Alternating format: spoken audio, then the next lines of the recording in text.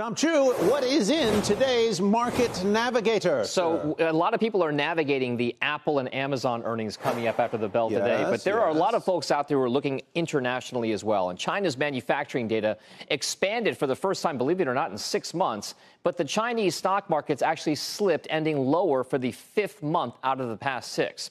Still, our next guest says this could be the start of an actual real turnaround to the upside. Joining me now is Jason Su, founder and CIO at Rayliant Global Advisors.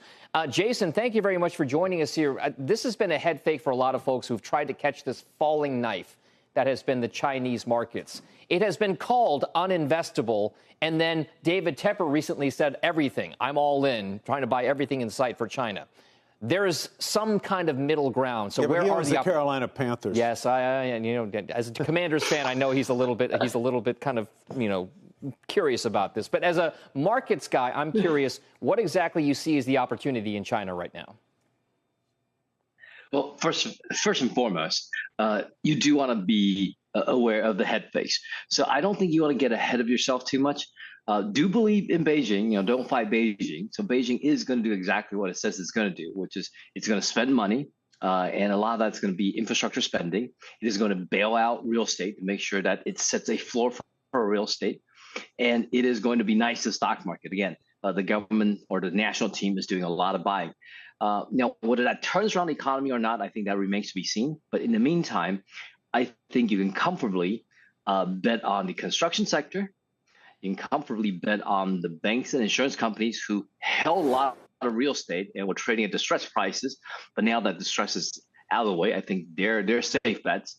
But again, whether China is out of the woods and the real economy is going to turn around, I think you probably want to wait for another quarter or two to really say.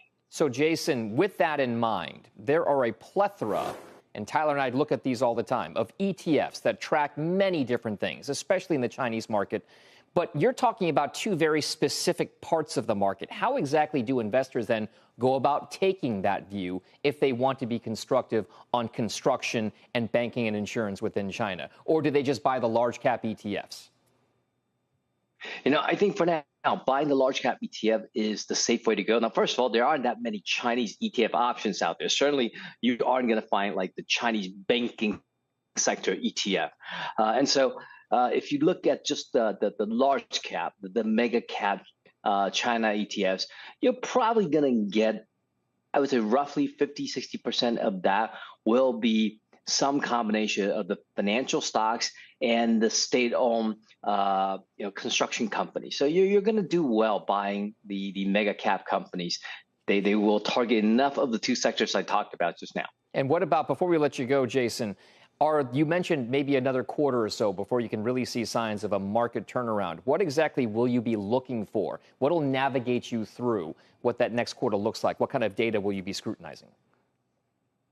A lot of people are probably reading tea leaves a little too much. Everyone is sort of, trying to figure out, is Beijing's monetary policy big enough? Is the stimulus package specific enough?